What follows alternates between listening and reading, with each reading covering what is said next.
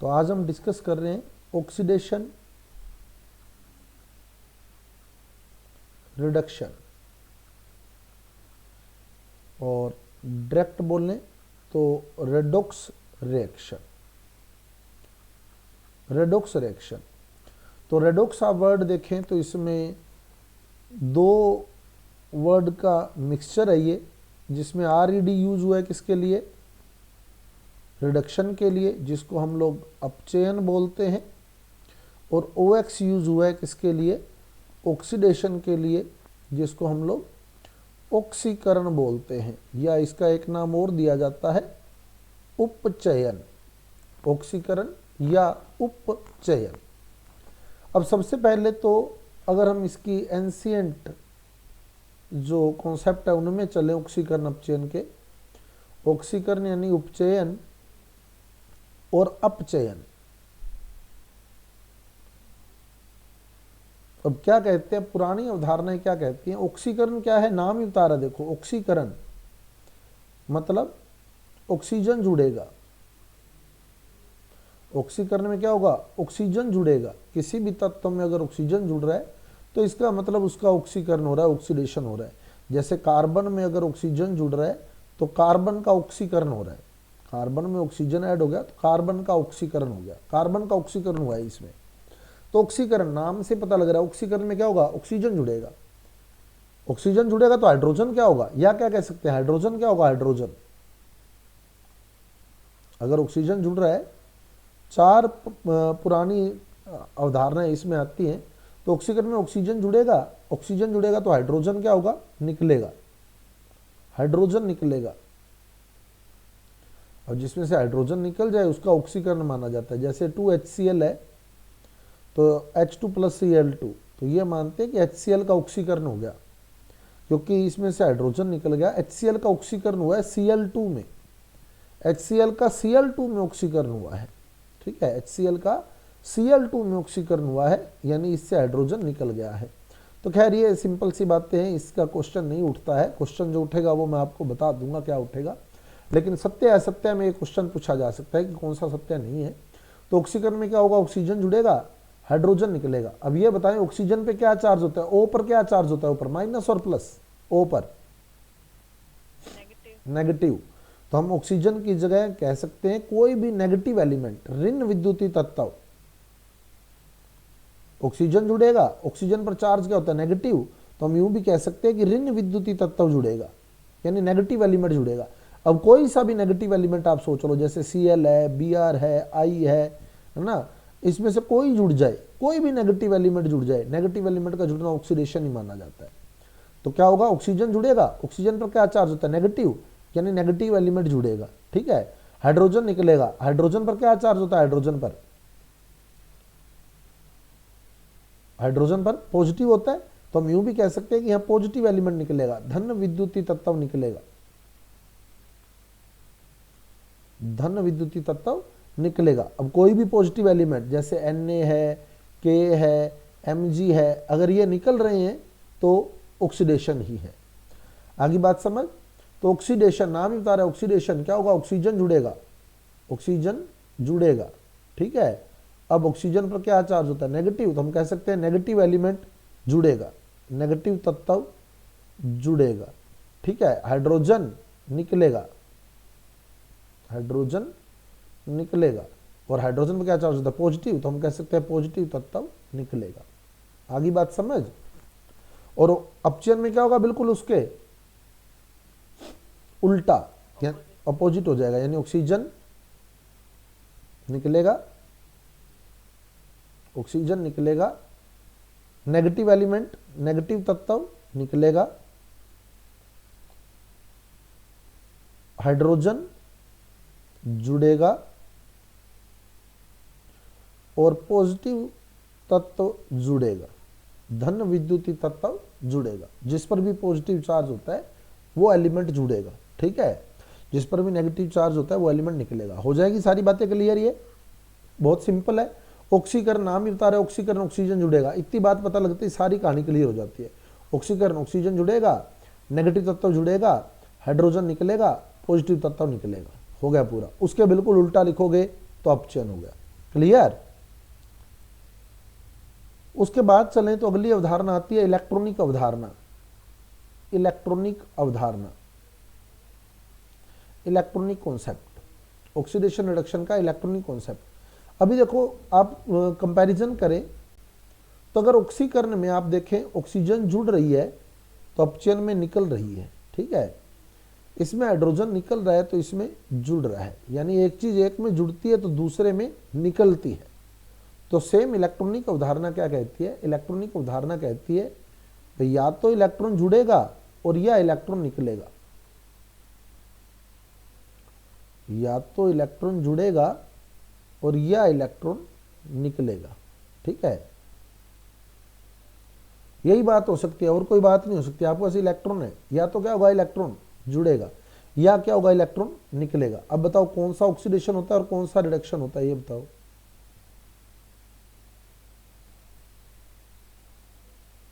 Oxidation कौन सा होता है और रिडक्शन कौन सा होता है इसमें से? भाई इलेक्ट्रॉनिक अवधारणा क्या होगी, या तो इलेक्ट्रॉन जुड़ेगा या निकलेगा। पता है ऑक्सीडेशन कौन सा है, रिडक्शन कौन सा है? इसमें से एक ऑक्सीकरण है और एक अपचयन है। इसको मैं याद रखने का एक सिंपल सा तरीका बताता हूं हमेशा। ये डाउटफुल कॉन्सेप्ट है, इसमें बहुत कंफ्यूजन होता है। इसका एक हमेशा सिंपल सा तरीका मैं बताता हूं। एक में जुड़ रहा है, एक में निकल रहा है, ठीक है।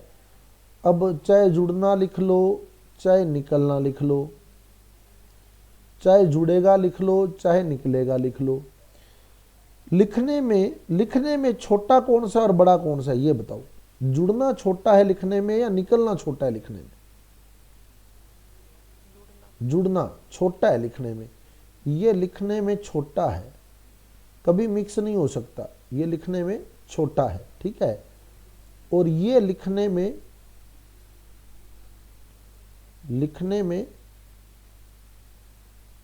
बड़ा है,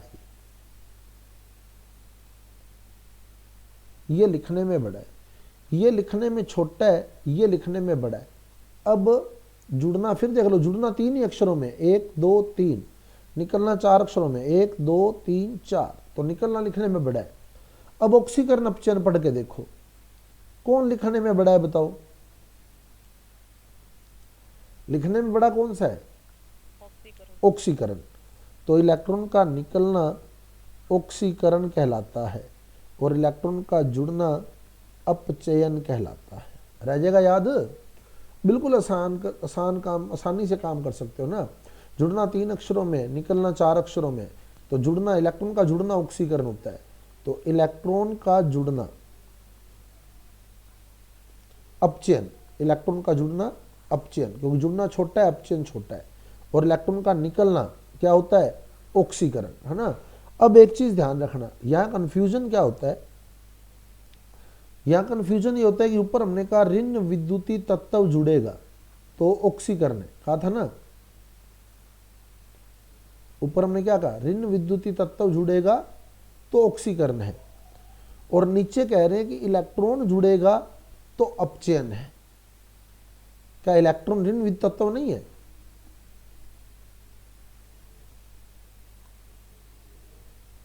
या है? इलेक्ट्रॉन ऋण विद्युतीय तत्व है या नहीं है, ये बताओ।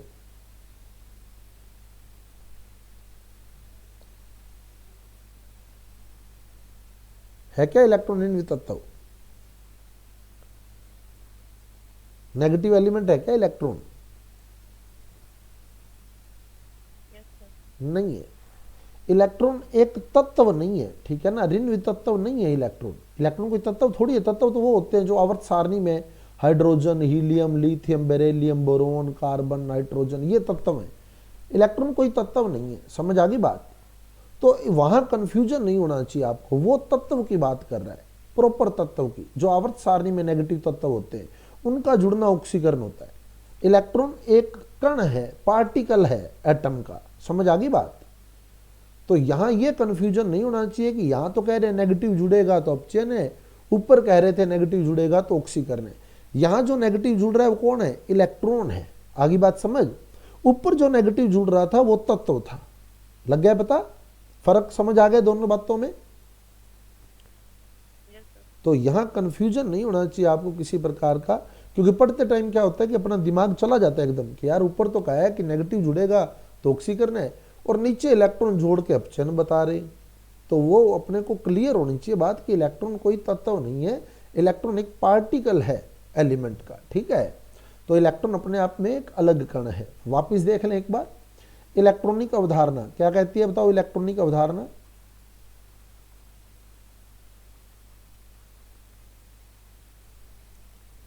या तो क्या होगा इलेक्ट्रॉन, या तो इलेक्ट्रॉन जुड़ेगा और या फिर इलेक्ट्रॉन निकलेगा। इलेक्ट्रॉन का जुड़ना क्या कहलाता है? इलेक्ट्रॉन का जुड़ना,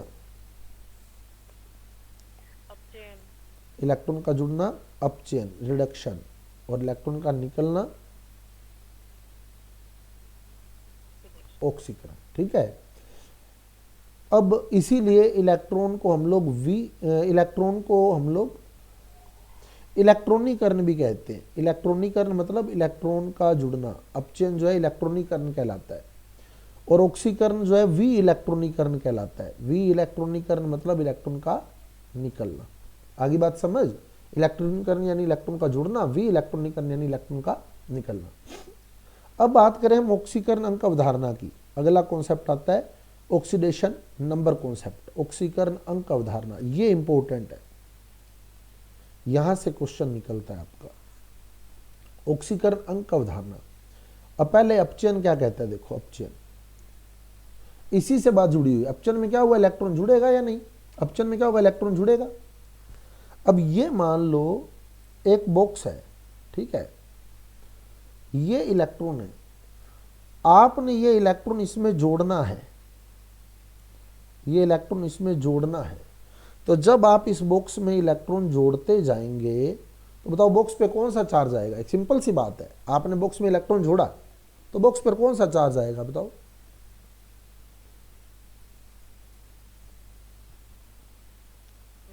नेगेटिव। एक सिंपल सी बात है, इलेक्ट्रॉन नेगेटिव पार्टिकल है, तो जब आप इलेक्ट्रॉन को बॉक्स में जोड़ेंगे तो बॉक्स नेगेटिव चार्ज हो जाएगा। यानी यहां क्या होगा? ऋणावेश बढ़ेगा, क्योंकि जैसे जैसे इलेक्ट्रॉन जुड़ता जाएगा वैसे वैसे नेगेटिव चार्ज बढ़ता जाएगा। अब जैसे ये बॉक्स था, इस पे कोई चार्ज नहीं था, आपने एक इलेक्ट्रॉन जोड़ा तो इस पे माइनस का 1 आ गया, आपने एक इलेक्ट्रॉन और जोड़ा तो इस पे माइनस का 2 हो गया, अब माइनस का 3 हो गया, माइनस का 4 हो गया। हुआ या नहीं बताओ? समझ आ रही है बात? तो ऋणावेश बढ़ रहा है। ऋणावेश बढ़ेगा, या कह दे कि धनावेश घटेगा। धनावेश घटेगा कैसे? मान लो इस बॉक्स पर पहले से प्लस का 4 होता, सपोज इस बॉक्स पर पहले से कितना है? प्लस का 4 है। अब आपने एक इलेक्ट्रॉन जोड़ दिया तो कितना बचेगा बताओ? +4 और -1 कितना बच जाएगा? +4 +3 है ना, +4 -1 +3। तो देखो धनावेश घट गया, जहां +4 था वहां +3 रह गया। आपने एक इलेक्ट्रॉन और जोड़ा, अब कितना रह जाएगा? +2 है ना, धनावेश घटेगा। एक सिंपल सी बात है, इलेक्ट्रॉन जुड़ेगा, और क्योंकि इलेक्ट्रॉन नेगेटिव पार्टिकल है, ऋणावेशित कण है, तो जब ये जुड़ेगा तो नेगेटिव चार्ज ही बढ़ेगा। लग गया पता? क्लियर? अब ऑक्सीकरण में क्या होगा बताओ? सेकंड कॉन्सेप्ट आता है ऑक्सीकरण का। ऑक्सीकरण में क्या होगा बताओ? अब मान लो इस बॉक्स में इलेक्ट्रॉन है खूब सारे। कितने इलेक्ट्रॉन लगाए बताओ? मैंने 4 इलेक्ट्रॉन लगा दिए ना, 4 इलेक्ट्रॉन। अब हम कह रहे हैं कि ऑक्सीकरण क्या है? इलेक्ट्रॉन का निकलना। आप इलेक्ट्रॉन निकालो, अभी बॉक्स पर माइनस का 4 है ना, माइनस का 4, क्योंकि इसमें 4 इलेक्ट्रॉन पड़े हैं तो इस पर माइनस का 4 है। अब आप इलेक्ट्रॉन निकालो इसमें से, सपोज मैंने ये एक इलेक्ट्रॉन निकाल दिया, तो अब कितना रह गया बताओ? माइनस का 3। अब एक इलेक्ट्रॉन और निकाल दिया तो कितना रह गया? माइनस का 2। यानी जब इलेक्ट्रॉन निकलेगा तो ऋणावेश घटेगा। सही है? सिंपल सी बात है। एक आप अपने आप भी सोचे ना तो ये कर सकते हैं ना, ऐसा कुछ नहीं है कि आपको हमारी जरूरत पड़े कि हम ये बताएं तो ये आपको समझ आएगा। एक सिंपल सी बात है, इलेक्ट्रॉन जुड़ेगा तो नेगेटिव चार्ज बढ़ेगा, पॉजिटिव घटेगा, और इलेक्ट्रॉन निकलेगा तो नेगेटिव घटेगा, पॉजिटिव बढ़ेगा। सही है? अब यहां से क्वेश्चन निकल सकता है, कैसे? यहां कह सकता है आपको निम्न में से ऑक्सीकरण है। ऑप्शन ए Na प्लस बदला Na में, बी Fe+3 बदला Fe+2 में, सी Cl2 बदला 2Cl- में, और डी Mg बदला Mg+2 में। अब इस तरह से प्रश्न आता है तो आप सिंपली देखें, यहां Na पे क्या चार्ज है? यहां प्लस का 1 है ना, प्लस का 1 दिख रहा है। और यहां है क्या Na पे कोई चार्ज? यहां कोई चार्ज नहीं है तो 0। तो यहां प्लस का 1 था, यहां 0 हो गया। तो +1 से 0 हुआ तो क्या हुआ? धनावेश में कमी। धनावेश में कमी क्या कहलाती है बताओ? धनावेश में कमी, धनावेश घटेगा तो अपचयन है, ये अपचयन है। ठीक है। अब यहां देखो +3 +2, तो ये +3 था, ये +2 हो गया, धनावेश में कमी, ये भी क्या है? अपचयन है, ये भी गलत हो गया। यहां Cl पे कोई आवेश है? नहीं है, तो 0 आवेश है। यहां माइनस का 1, तो 0 से -1 मतलब ऋणावेश क्या हुआ? बड़ा है, ऋणावेश बड़ा है, और ऋणावेश बढ़ेगा तो क्या होगा? अपचयन। ये भी अपचयन का एग्जाम्पल है। अब यहां देखो Mg पे कुछ नहीं है यानी 0 है, यहां +2 हो गया, तो 0 से +2 तो क्या हुआ? धनावेश बढ़ा, और धनावेश बढ़ेगा तो ऑक्सीकरण। That is the correct answer. समझ आ गई बात? छाड़ दोगे इस तरह से? सिंपल है बिल्कुल, ऐसा कोई हार्ड नहीं है हम कहे कि हार्ड है बहुत ज्यादा, है ना, बिल्कुल सिंपल है, हो जाएगा। तो वो चार्ज देखते हुए हमने काम करना है। अब इसमें एक क्वेश्चन और भी निकलता है, लेकिन उससे पहले आपको ऑक्सीकरण अंक की गणना आनी चाहिए कि ऑक्सीकरण अंक की गणना कैसे करते हैं, आपको ये पता होनी चाहिए।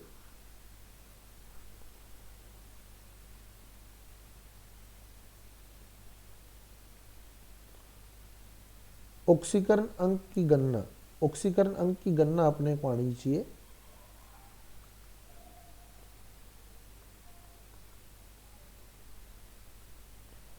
ऑक्सीकरण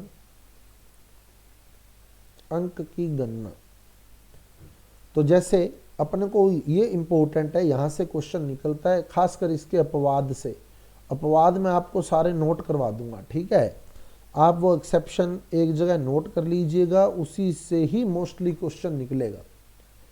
इसका क्वेश्चन एक कल परसों स्टूडेंट ने भेजा भी था मेरे पास, मैं वो भी आपको बता दूंगा कि क्या क्वेश्चन था।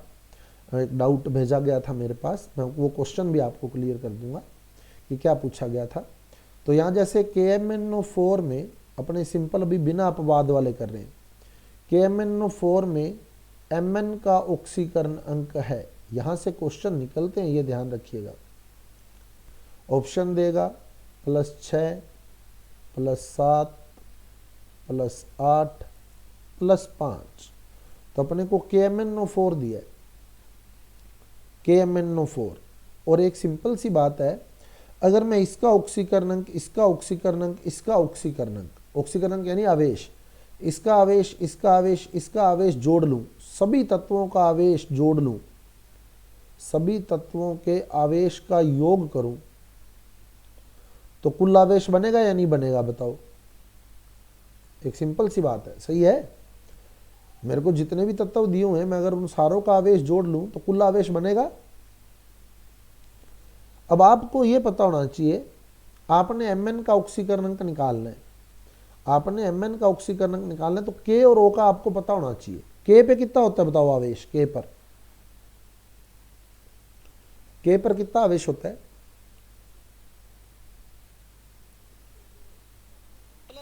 +1। K का +1। जिसका भी आपने सोल्व करना है उसका x मान लें, ठीक है? तो +x, जिसका आपने सोल्व करना है उसका x मान लें +x। O पर कितना होता है? O पर -2। अब एक O पर -2 होता है, O है कितने? 4 है ना, एक ओ पर माइनस का 2 होता है, तो आपके पास तो 4 ओ है, 4 ओ पर कितना हो जाएगा बताओ? माइनस का 8 हो जाएगा,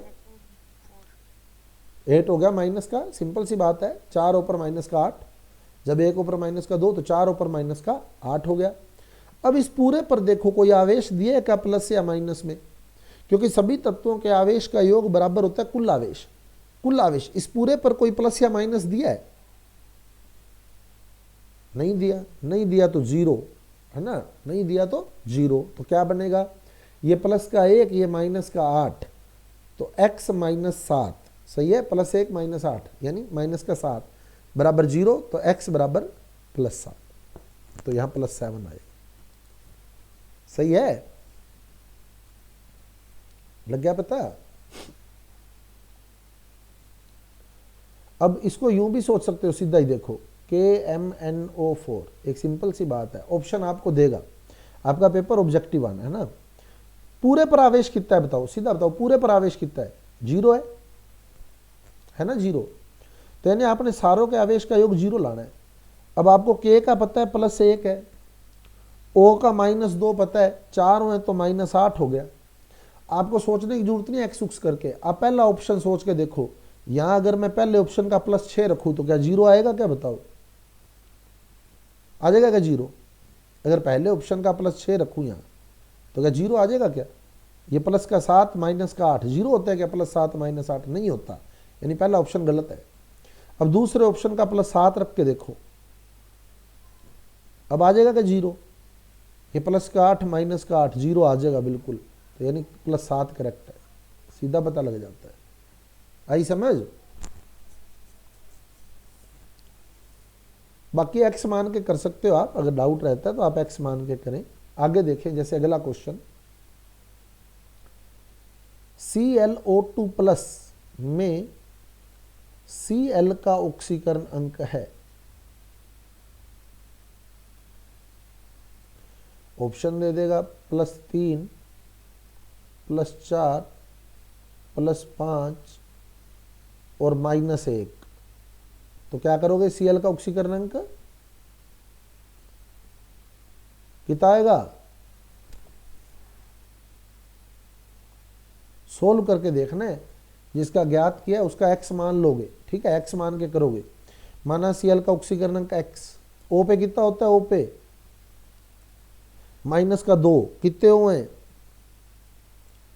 2 O हैं, एक O पे माइनस का 2, तो 2 O पे कितना हो गया माइनस का? एक O पे माइनस का 2, तो 2 O पे माइनस का 4 बराबर कुल आवेश। कुल आवेश कितना दिया बताओ, इस पे कोई प्लस या माइनस दिया है क्या? +1, कुल आवेश +1 हो गया है ना। अब माइनस के 4 को इधर करो तो ये प्लस का 4 हो जाएगा, x बराबर +1 +4 कितना हो गया? +5। Then C is the correct answer. आगे बात समझ? ऐसे ही अगला क्वेश्चन देखो, Cr2O7-2 में Cr का ऑक्सीकरण अंक है A +4, B +5, C +6, D +7। अब आपको जो दिया है Cr2O7-2, तो Cr का ऑक्सीकरण अंक निकालना है। तो माना Cr का x मान लोगे, कितने Cr हैं? Cr का x मानोगे, कितने Cr हैं?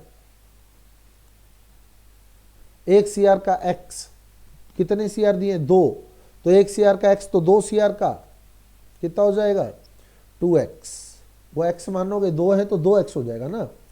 अब O पे होता है माइनस का 2, कितने O हैं? 7, एक O पे माइनस का 2, तो 7 O पर -14 बराबर कुल आवेश कितना है? -2। अब -14 का पक्षांतरण करके इधर लाओगे, क्या बनेगा?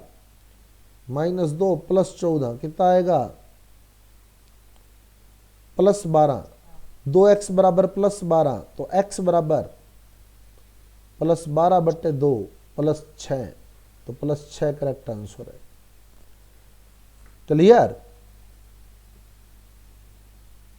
अब क्वेश्चन जो मेरे को भेजा गया था वो क्वेश्चन क्या था, वो क्वेश्चन था HClO4 equal to Cl minus. यहां Cl के ऑक्सीकरण अंक में कितना परिवर्तन हुआ है। इस तरह का एक क्वेश्चन मेरे को एक स्टूडेंट ने भेजा था अभी 2 या 3 दिन पहले। HClO4 कन्वर्ट हुआ है Cl माइनस में, Cl के ऑक्सीकरण अंक में कितना परिवर्तन हुआ है, +6 का, +5 का, +7 का, +8 का, ये ऑप्शन थे। तो यहां पहले Cl का ऑक्सीकरण अंक निकाल लो, कितना आएगा बताओ। HClO4 में Cl का ऑक्सीकरण अंक +7 है ना, +7, सोल्व कर लोगे x मान के, तो यहाँ Cl +7 है। और Cl माइनस में कितना है, Cl का ऑक्सीकरण अंक कितना है, Cl माइनस में माइनस का 1, ये तो दिख ही रहा है, नहीं तो x मान के कर सकते हो, माना Cl का x और कुछ है ही नहीं, बराबर कुल आवेश -1, सही है, तो x मान के कर लो, लग गया पता। अब बताओ +7 से -1 हुआ, कितने का परिवर्तन आया, 8 का। -1 में 8 जोड़ोगे तब 7 बनेगा या नहीं, 8 का परिवर्तन आया है, ठीक है ना, +8 का परिवर्तन वहां आया है। -1 से आप ये उल्टा हो गया क्वेश्चन मेरा, Cl माइनस से HClO4 था, Cl माइनस से HClO4 दिया हुआ था उस क्वेश्चन के अंदर, है ना, Cl माइनस से HClO4, तो -1 से +7 हुआ तो +8 का परिवर्तन आया वहां, ठीक है, आगे समझ। तो वो थोड़ा देख लेना ना कि क्या सिस्टम चल रहा है, नहीं तो पुट करके देख लिया करो, जैसे -1 से +7 हुआ, यहाँ +6 रख के देखो नहीं बना, +5 रख के देखो नहीं बना, +7 रख के देखो नहीं बना, 8 रख के देखो बन गया, -1 +8 +7 बन गया, करेक्ट हो गया, क्लियर। अब एक आती है असमानुपातन अभिक्रिया, जो एक रेडॉक्स अभिक्रिया ही है, ये सिंपली भी आपसे पूछ सकता है, असमानुपातन अभिक्रिया डिस्प्रोपोर्शनल रिएक्शन किस प्रकार की अभिक्रिया है। तो असमानुपातन अभिक्रिया क्या होती है, एक रेडॉक्स अभिक्रिया ही होती है, ये रेडॉक्स अभिक्रिया, ऑक्सीकरण अपचयन अभिक्रिया, ये ऐसी रेडॉक्स अभिक्रिया है जिसमें एक ही तत्व का ऑक्सीकरण व अपचयन दोनों होते हैं, एक ही तत्व का ऑक्सीकरण भी होता है और अपचयन भी होता है, ऑक्सीकरण व अपचयन दोनों होते हैं।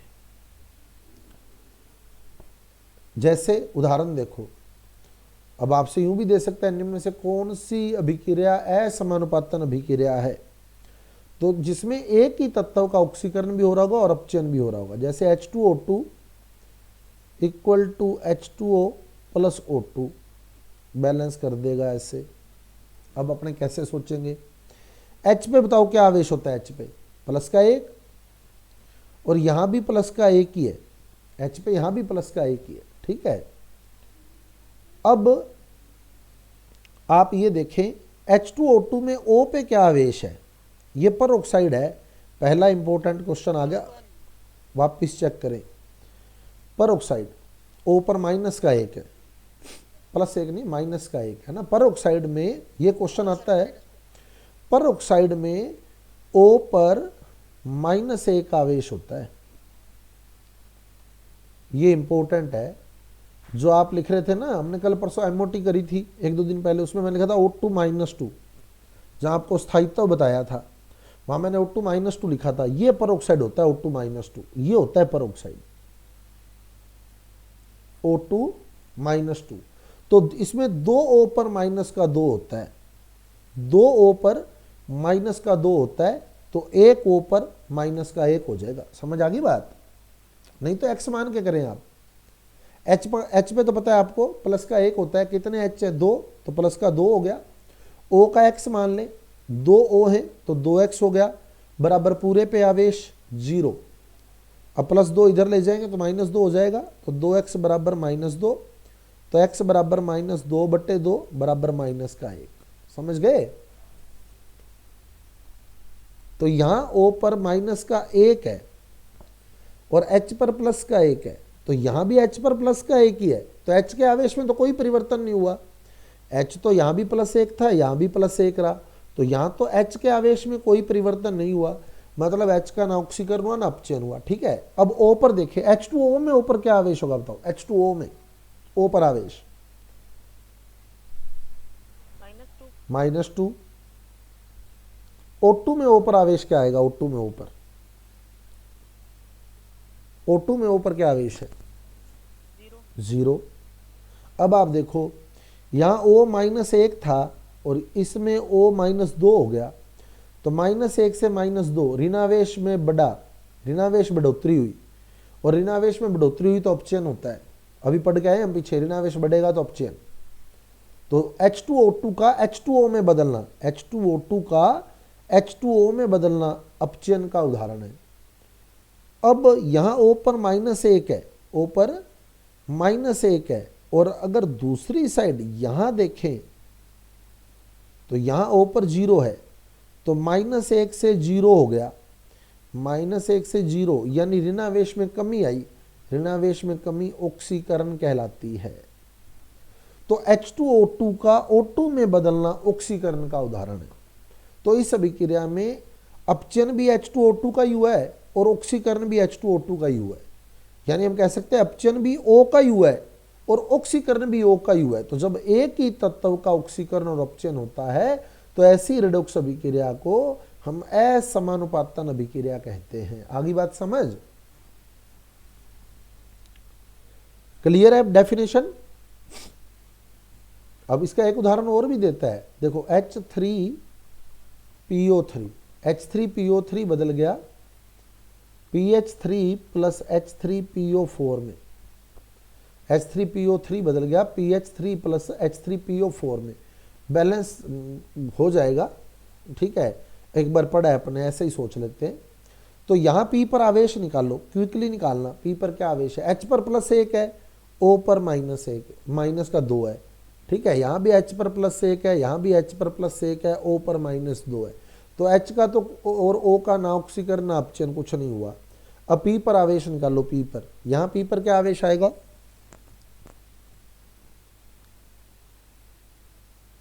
तुरंत पता लगना चाहिए, अब देखते ही। ये सीधा सोचो, ये +3, ये -6, सही है। O पर -2 होता है, 3 है तो -6 हो गया। अब इसको कितना लिखूं कि पूरे पे 0 आ जाए, क्योंकि पूरे पे तो 0 ही है ना, 3 है ना। सीधा सोचा करो, देखो H3PO3 पूरे पर 0 है, पूरे पर 0 है, ये +3 है, ये -6 है। अब इसको कितना लिखूं कि सारा 0 हो जाए? +3, तो +6 -6 0 हो जाएगा। सही है, समझ आ रही है बात मेरी? एक्स उक्स मानने की नौबत ही नहीं आनी चाहिए अपने को। हम कोई 6वीं 7वीं में थोड़ी पढ़ रहे हैं जो हम एक्स उक्स मान के करते फिरे। ये +3 है। अब PH3 में बताओ, P पर, अब PH3 है, सीधा सोचो, H पे +1 तो ये +3 और सारे पे 0, तो बताओ P पे कितना लिखूं? तुरंत पता लगना चाहिए, कितना लिखूं P पे? -3, तो यहाँ P का -3 है ना। अब H3PO4 है, सारे पे तो 0 है, सारे पे 0 है, ये +3, ये मेरे को लिखना है, और ये O पे -2 होता है, 4 है तो -8। अब ये बताओ कितना लिखूं कि सारे पे 0 आ जाए? ये कितना लिखूं कि सारा 0 हो जाए? +5 मिनट में पता लगता है, कोई समय नहीं लगता उसमें ना। एक्स मान के कोई, मैं फिर यही कहूंगा, कोई हम 5वीं 6वीं में थोड़ी पढ़ रहे हैं जो एक्स मान के करते फिर। तो ये +3 से -3 हुआ, +3 से -3 मतलब ऋणावेश बढ़ा, ऋणावेश का बढ़ना अपचयन कहलाता है।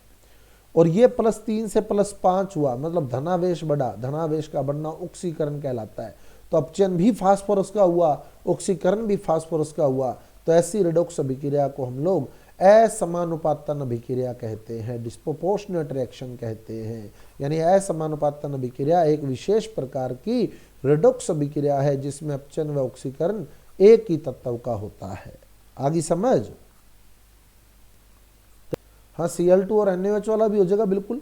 Cl2 प्लस NaOH जब रिएक्ट करते हैं तो NaCl प्लस NaOCl बनता है प्लस H2O, ये रिएक्शन होती है। ठीक है, ये रिएक्शन होती है Cl2 प्लस NaOH की। Cl2 plus NaOH equal to NaCl plus NaOCl plus H2O। अब आप देखें यहां Cl पे क्या आवेश है बताओ, यहां Cl पे क्या आवेश है, 0 है। NaCl में बताओ Cl पे क्या है, माइनस का 1। अब NaOCl का सोल्व करो, NaOCl में Cl पे सोल्व करो। Na पे कितना होता है +1, O पे कितना होता है -2। अब बताओ इस पे कितना लिखूं कि सारा 0 हो जाए, पूरे पे तो 0 है। अब इस Cl पे कितना लिखूं +1 तो 0 हो जाएगा। इस Cl पे प्लस का 1 है। अब आप सोच सकते हो यहाँ Cl पे 0 था, यहाँ Cl पे -1, यानी ऋणावेश बढ़ा तो अपचयन है। यहाँ Cl 0 था, यहाँ Cl +1 यानी धनावेश बढ़ा तो ऑक्सीकरण है। तो अपचयन भी Cl का हुआ है और ऑक्सीकरण भी Cl का हुआ है। अतः यह रेडॉक्स अभिक्रिया भी एक असमानुपातन अभिक्रिया का प्रकार है। आगे बात समझ, क्लियर हो जाएगा, छांट दोगे, हो जाएगा सर। अब आती है बैलेंसिंग। अभी अपवाद नहीं कराए मैंने कोई भी, 3-4 अपवाद मैं आपको नोट करवा दूंगा। ठीक है, मैं समझाऊंगा भी सही, अगर आपको समझ आ जाए तो ठीक है, नहीं तो वो 4-5 अपवाद हैं, डायरेक्ट याद करके जाइएगा, उसमें से सीधा क्वेश्चन उठ सकता है। कोई बड़ी बात नहीं है कि सीधा क्वेश्चन उठ जाए उसमें से। अब आती है बैलेंसिंग, रेडॉक्स अभिक्रिया का संतुलन। इतने ही टॉपिक हैं इस यूनिट के अंदर देखो, और बहुत ही आसान यूनिट है। अब मैं रेडॉक्स अभिक्रिया का संतुलन 1-2 समीकरण आपको समझा रहा हूं, आप समझ जाएंगे बड़े आराम से। ठीक है, और 2-4 करने के लिए भी दे दूंगा, आप करके भी देख लेना। ठीक है, फिर अपने कल टैली भी कर लेंगे। रेडॉक्स अभिक्रिया का संतुलन, तो इसमें 2 तरह के माध्यम आते हैं, एक तो अम्लीय माध्यम और एक क्षारीय माध्यम। और विधियां भी 2 प्रकार की होती है। ठीक है, आपको एक तो होती है आवेश वाली विधि होती है, और आयन इलेक्ट्रॉन विधि बोलते हैं, और एक होती है ऑक्सीकरण अंक विधि। उससे आपको फर्क नहीं पड़ना चाहिए, विधि चाहे कोई लगाओ, उत्तर तो सेम ही आएगा दोनों विधियों का। तो हम एक ही लाइन में बैलेंस करेंगे। ठीक है ना, हम एक ही लाइन में रेडॉक्स अभिक्रिया बैलेंस करेंगे। हम विधियों के चक्कर में नहीं पड़ेंगे, एक एक पेज भर जाता है लोगों का रेडॉक्स अभिक्रिया बैलेंस करने में, और कंक्लूजन रिजल्ट वही निकलता है जो हम निकालेंगे एक ही लाइन के अंदर। आपको बातें याद रखनी पड़ेंगी कुछ। पहली बात रेडॉक्स अभिक्रिया का संतुलन करते समय यह है कि H और O को आपने लास्ट में ही बैलेंस करना होता है।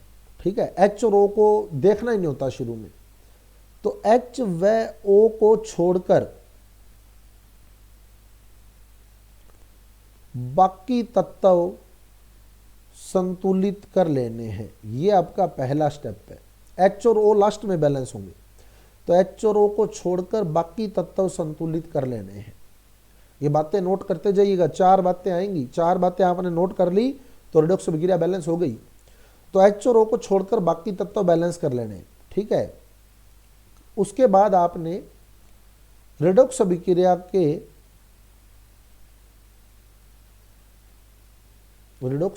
को 2 अर्ध अभिक्रियाओं में बांट लेना है। उसमें से एक ऑक्सीकरण होती है और एक अपचयन, वो भी समझ आ जाएगा आपको। सबसे पहले H और O को छोड़कर बाकी तत्व बैलेंस कर लेने हैं, फिर 2 अर्ध अभिक्रियाएं उसकी बना लेनी है। अब प्रत्येक अर्ध अभिक्रिया के इलेक्ट्रॉन निकाल लेने हैं। प्रत्येक अर्ध अभिक्रिया के इलेक्ट्रॉन ज्ञात कर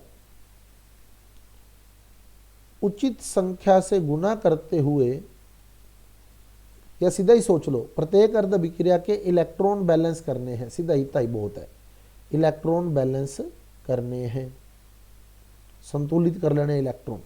ठीक है, प्रत्येक अर्ध अभिक्रिया के इलेक्ट्रॉन बैलेंस करने हैं। उसके बाद O का संतुलन करना है। O का संतुलन H2O से करना है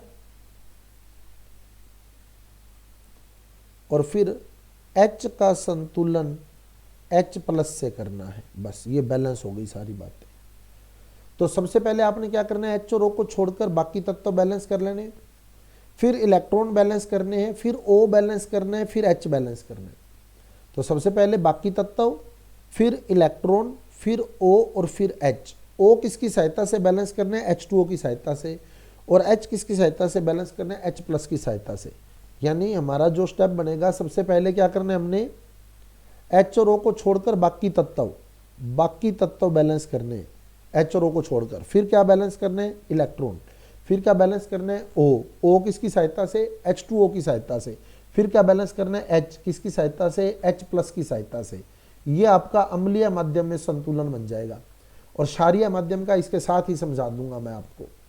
ठीक है, अब आप देखें, जैसे मैं एक एग्जांपल ले रहा हूं, MnO4 minus plus Fe plus 2 equal to Mn+2 plus Fe plus 3।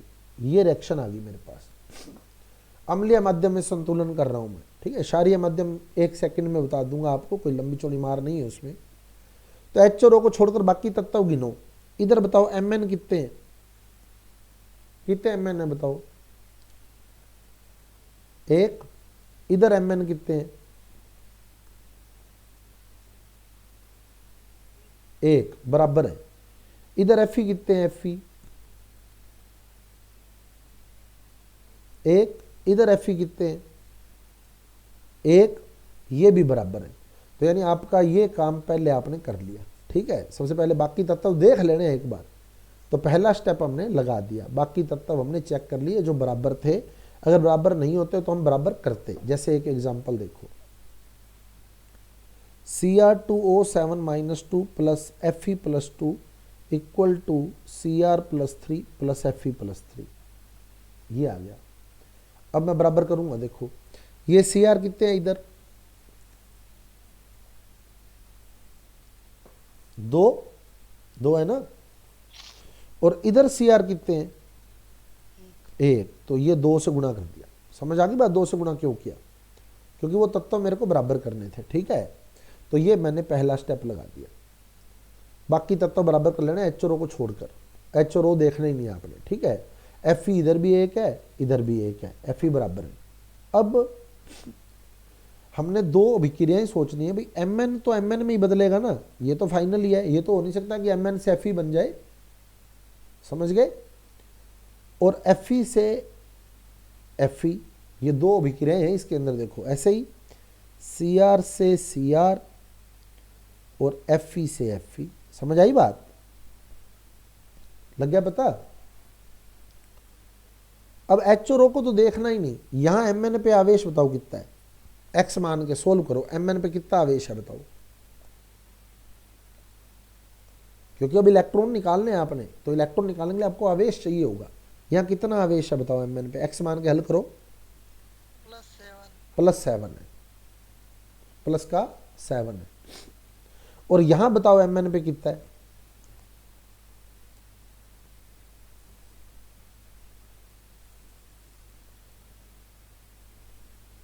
+2। तो इधर +7 है, इधर +2 है, कितने का परिवर्तन हो गया बताओ +7 से +2 बनने में। ये +7 था, ये +2 था, कितने का परिवर्तन हुआ बताओ, 5 का, है ना। सीधा प्लस माइनस सोचो ही मत, 5 का परिवर्तन हो गया। तो जितने का परिवर्तन हुआ है ना, उतने इलेक्ट्रॉन यहाँ यूज हो गए, 5 इलेक्ट्रॉन। जितने आवेश का परिवर्तन होता है उतने इलेक्ट्रॉन यूज होते हैं। ठीक है, सिंपल सी बात होती है। तो इसमें 5 इलेक्ट्रॉन प्रयुक्त हो गए इस स्टेप में, 5 इलेक्ट्रॉन। अब यहां दूसरे स्टेप में देखो, दूसरी अर्ध अभिक्रिया में देखो, यहां Fe पे क्या आवेश है, +2, और यहां Fe पे क्या आवेश है, +3। कितने का परिवर्तन आया बताओ, +2 से +3 होने में कितने का परिवर्तन आया, 1 का। तो यहां 1 इलेक्ट्रॉन प्रयुक्त हो गया। समझ आ गई बात। वो जितने का परिवर्तन आएगा उतने इलेक्ट्रॉन प्रयुक्त हो जाएंगे। तो ये आवेश चेक करके आपने इलेक्ट्रॉन निकाल लेने। तो इसमें 5 इलेक्ट्रॉन आए, इसमें 1 इलेक्ट्रॉन आया। अब इलेक्ट्रॉन बराबर करने हैं। अब इसमें 5 इलेक्ट्रॉन है, इसमें 1 इलेक्ट्रॉन है। अब बताओ किसको किससे गुणा करूं कि इलेक्ट्रॉन बराबर हो जाए, ये बताओ। इसमें 5 इलेक्ट्रॉन है, इसमें 1 इलेक्ट्रॉन है। अब बताओ गुणा करना है एक ऐसी संख्या, 1 को 5 से, तो वो पूरी अभिक्रिया को गुणा करोगे 5 5 5। इसका मतलब है कि एक अभिक्रिया में 1 इलेक्ट्रॉन यूज हो रहा था, तो मैंने वो 5 अभिक्रियाएं लिख दी, तो 5 इलेक्ट्रॉन यूज हो जाएंगे।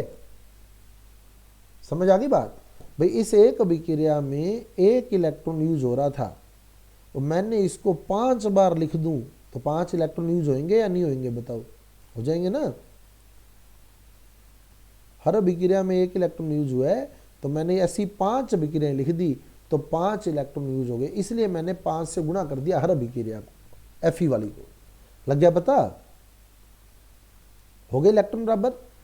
अब एक ऑक्सीकरण है, एक अपचयन है, तो यानी एक में इलेक्ट्रॉन निकल रहे हैं, एक ग्रहण कर रहा है, तो मतलब इलेक्ट्रॉन से इलेक्ट्रॉन कट गए। इसने जितने इलेक्ट्रॉन त्यागे, 5 इलेक्ट्रॉन इसने त्यागे, तो वो 5 इसने ग्रहण कर लिए, तो इलेक्ट्रॉन कैंसिल हो गए। समझ आई बात? बराबर क्यों किए? क्योंकि जितने त्यागेगा उतने ही तो ग्रहण करेगा, लाएगा कहां से? नहीं तो, इसलिए इलेक्ट्रॉन बराबर करते हैं। क्योंकि ऑक्सीकरण में इलेक्ट्रॉन निकले, अपचयन में इलेक्ट्रॉन ग्रहण किए गए, तो जो ऑक्सीकरण में इलेक्ट्रॉन त्यागे जाते हैं वही इलेक्ट्रॉन अपचयन में आकर ग्रहण होते हैं, तो इलेक्ट्रॉन हमने बराबर करके काम सेट कर दिया हमारा। लग गया पता? तो ये इलेक्ट्रॉन संतुलन हो गया। अब O संतुलित करना है किसकी सहायता से? H2O की सहायता से। अब बताओ इधर कितने O हैं? लेफ्ट साइड के O गिन लो, लेफ्ट साइड के O गिनो, कितने हैं लेफ्ट साइड में? सारे O गिन लो, लेफ्ट साइड में सारे O गिन लो, कितने हैं? 4 O हैं। अब राइट साइड में O गिनो, कितने हैं? 0। तो जिस साइड O कम है उस साइड उतने H2O लगा दो। तो क्या करूं बताओ? इस साइड 4 H2O लगा दिए, आगे 4 O या नहीं आए? बताओ, हो गए 4 O पूरे। तो O बैलेंस कर दिया H2O की सहायता से। अब H संतुलित करना है H प्लस की सहायता से। अब बताओ लेफ्ट साइड में कितने H हैं? एक भी नहीं यार। है ही नहीं। अब इधर कितने H हैं? 8, क्योंकि 4 जल के अणु लिए तो 8 H हो गए। तो इस साइड आप 8 H प्लस लगा दो, ये लो, ये बराबर हो गई अभिक्रिया, ये संतुलित हो गई। इतनी देर का ही काम है, 2-4 बार प्रैक्टिस करोगे ना तो आप एक बारी में ही बैलेंस कर दिया करोगे। अब देखो, आप इसको चेक भी कर सकते हैं, दोनों साइड आवेश चेक कर लो। ये प्लस का 8, ये माइनस का 1, ये प्लस का 10, तो प्लस का 8 प्लस का 10 माइनस का 1, रिजल्ट निकालोगे तो प्लस 17। सही है? प्लस का 8 और प्लस का 10 प्लस 18 माइनस 1 प्लस का 17। लेफ्ट साइड प्लस का 17 है, राइट साइड भी प्लस का 17 ही आएगा। देखो ये प्लस का 2 और ये प्लस का 5, तो ये 15, और जल पे कोई आवेश है नहीं, तो 15 और 2 17। तो लेफ्ट राइट साइड आवेश बराबर है, तो इसका मतलब आपकी अभिक्रिया बैलेंस है। अब इसमें क्वेश्चन क्या आ सकता है? क्वेश्चन यूं आता है, देखो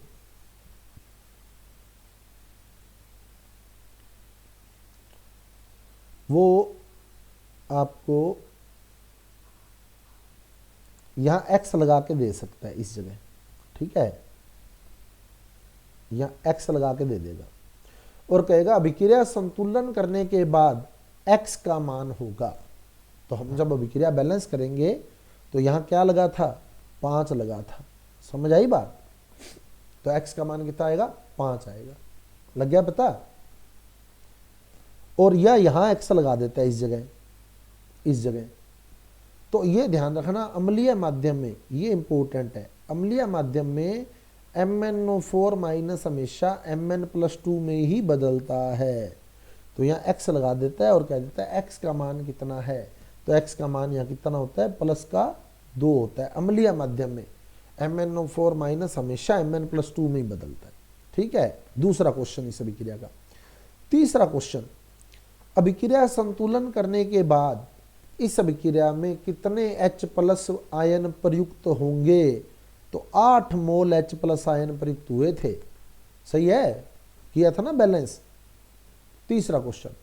चौथा क्वेश्चन, अभिक्रिया बैलेंस होने के बाद इस अभिक्रिया में जल के कितने मोल बनेंगे? तो जल के कितने मोल बने थे? 4 मोल बने थे। आगे बात समझ। तो ये क्वेश्चन निकलते हैं यहां से, हो जाएगा, कर दोगे सेट। बहुत आसान क्वेश्चन है, ऐसा कुछ नहीं है, बस आपको बैलेंस करनी आनी चाहिए। अब अगले पे चलो, अगली रिएक्शन। सबसे पहले तो यहां 2 क्यों लगाया, ये वाला, ये 2 क्यों लगाया सी आर के साथ, क्योंकि इधर सी आर 2 थे, तो एच और ओ को छोड़कर बाकी तब तो बैलेंस कर लिए है ना। अब यहां बताओ सी आर पे क्या आवेश है, सी आर पे एक्स मान के हल करो, उसके बाद इलेक्ट्रॉन बराबर करने होते हैं, तो एक्स मान के हल करो इसको। +6, एक पे +6 आएगा है ना, दो पे +12 आएगा, एक पे +6, दूसरे पे भी +6, दोनों का लिखना है। लिखना यूं ही है +6 हैबिट ऐसे ही डालो ताकि हम लोग ऑक्सीकरण का निकालें तब भी सही हो हमारा, है ना। +6 अब यहां सी आर पे कितना है बताओ,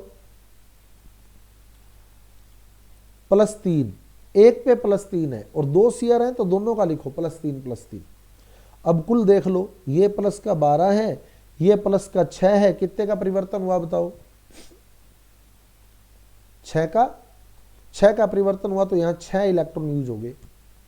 अब यहां Fe पे प्लस का 2 है, यहां Fe पे प्लस का 3 है, तो +2 से +3 कितने का परिवर्तन हुआ, 1 का, तो यहां 1 इलेक्ट्रॉन प्रयुक्त हो गया। अब बताओ किसको किससे गुणा करें कि इलेक्ट्रॉन बराबर हो जाए। आवेश का तो काम इतना ही था, अब किसको किससे गुणा करें कि इलेक्ट्रॉन बराबर हो जाए। 1 इलेक्ट्रॉन वाले को 6 से गुणा कर दे, तो ये मैंने 6 से गुणा कर दिया, समझ गए, ये 6 से गुणा कर दिया, तो इसमें भी 6 इलेक्ट्रॉन यूज हो गए कि नहीं, आगे समझ। अब ओ बराबर कर लो, इधर ओ कितने हैं लेफ्ट साइड में, लेफ्ट साइड में 7 ओ हैं, तो इधर 7 H2O लगा दो। अब इधर राइट साइड में H कितने हो गए, ये 14 H हो गए, तो इधर 14 H प्लस लगाओ, ये लो, ये बैलेंस हो गई, 1 मिनट का काम है, ये संतुलन हो गया इसका।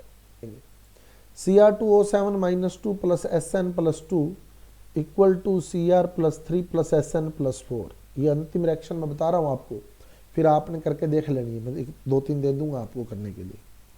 तो यहाँ Cr कितने हैं, 2, यहाँ Cr कितना है, 1, तो ये 2 कर दिया, ठीक है, ये 2 कर दिया, Cr बराबर हो गए।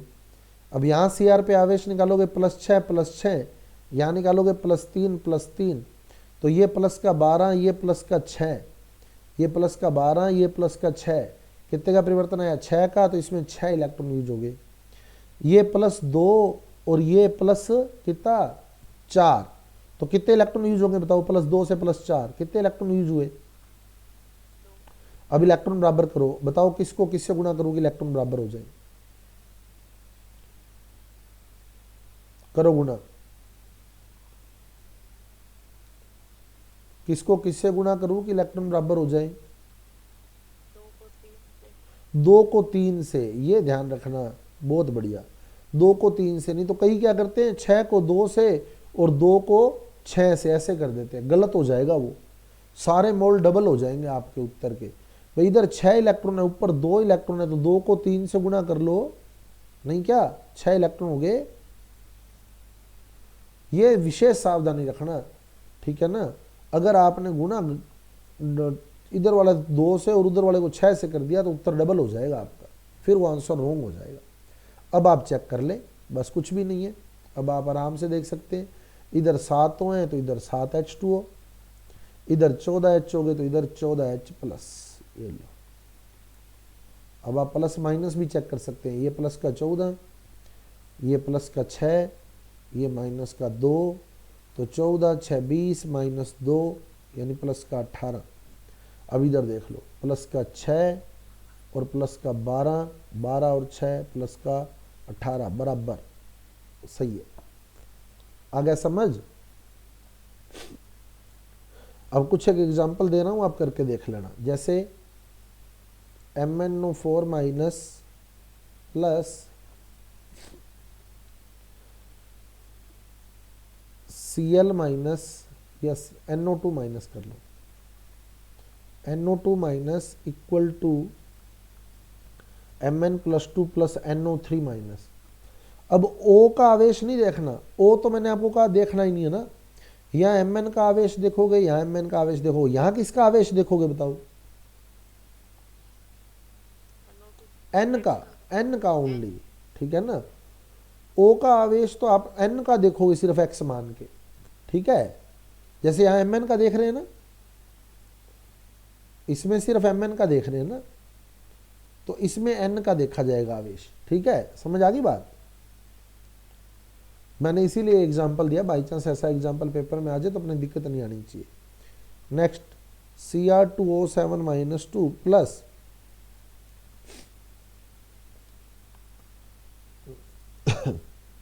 Cl minus equal to Cr+3 plus Cl2। एक और कर दो, MnO4 माइनस प्लस H2O2, ये तो अलग हो जाएगा। H2O2 तो खुद ही ऑक्सीडाइजिंग एजेंट होता है, तो अपने H2O2 का ही कर देते हैं। H2O2 प्लस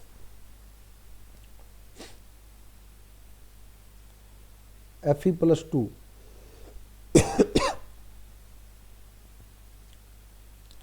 अब H2O2 से भी बनेगा नहीं ना, O-2 चाहिए होगा,